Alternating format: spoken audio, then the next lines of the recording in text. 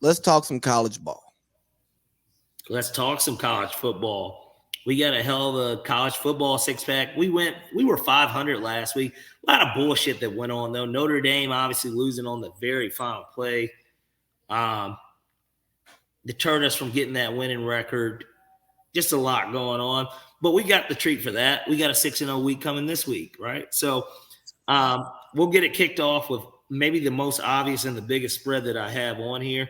We got Iowa State and the Fighting Matt Campbells headed to Norman to play Brent Venerables and the Oklahoma Sooners. I like Oklahoma minus 20.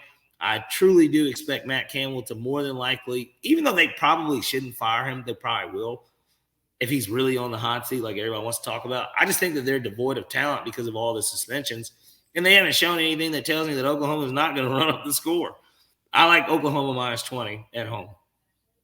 Next, we got a game that most people wouldn't look at or try to bet on, but this one to me is a gem, and it's pretty good value for the home team. We got South Alabama at James Madison. James Madison is one of the better, like, lower tier schools, honestly. They're a very good football team. Lee, as a matter of fact, the last time you were here, we were watching some James Madison football, if you remember. Yeah, because I fucking took the over, and James Madison won, even though they were the dogs in that game, but I kind of knew that they were better than who they were playing. I think they're better than South Alabama, too. South Alabama had the upset win against Oklahoma State. They're not very good. Give me James Madison on the money line. Next, we got a little SEC ball. Florida at Kentucky. Florida is riding high because they're in the rankings. They're headed to face the younger Stute brother and a Kentucky team that hasn't been terrible or anything, but we just don't know too much about it.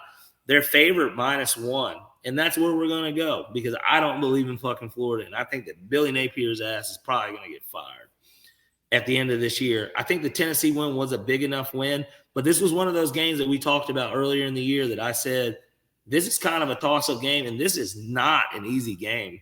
It's not going to be a very easy game, and I think that that's why Vegas even has Kentucky as the favorite, because the thought would be, well, why don't you just take Florida?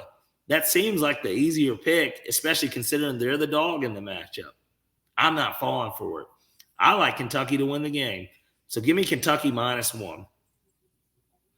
Next, we got Kansas at Texas. Ranked matchup. Kansas is ranked. And, of course, over the past couple years, Kansas has fucking beat Texas.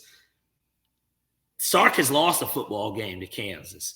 He won't be losing this one, though. But Kansas's quarterback is fucking electric. He's actually really good. I'm kind of surprised that he went to Kansas. They have the over-under set at 60.5. I like the over. I expect there to be plenty of points getting scored in this game. Texas hadn't even really had that elite offensive output. I guess the Bama game was kind of a lot of points because we got the over in that and it went over. But Kansas is going to be able to move the ball on Texas, and I just like over 60.5 in a game like this. Next, we got Notre Dame at Duke, another ranked matchup. Interesting matchup because now we have to see how Notre Dame rebounds, and obviously we saw Duke beat the shit out of Dabo at home, so why can't he do the same to Sam Hartman, right, and Coach Freeman, right? I like Notre Dame to bounce back. I think that obviously their season's on the line in a game like this, and they've got pretty solid odds considering they're at home, and I'm not drinking the Duke Kool-Aid too much because I think Clemson's just not a very good team. So there's my logic for anyone that wondered. I like Notre Dame on the money line at Duke.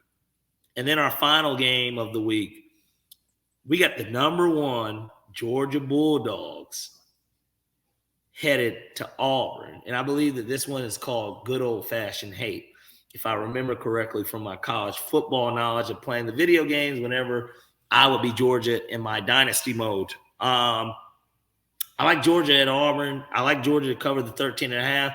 Again, Kirby, similarly to a team like, there's so many different teams that haven't played up to their potential yet, and Georgia's one of them. I think 2 touchdowns is a little light for Georgia in reality. Auburn really struggled to beat Cal. Cal was one of the worst FCS schools.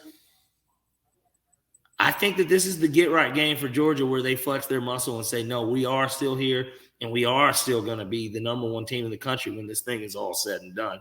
Give me Georgia minus 13.5 at Auburn. All right, so we got Oklahoma minus 20. James Madison on the money line. Kentucky -1. Kansas at Texas over 60.5 points. Notre Dame on the money line, and UGA -13.5. That's beautiful.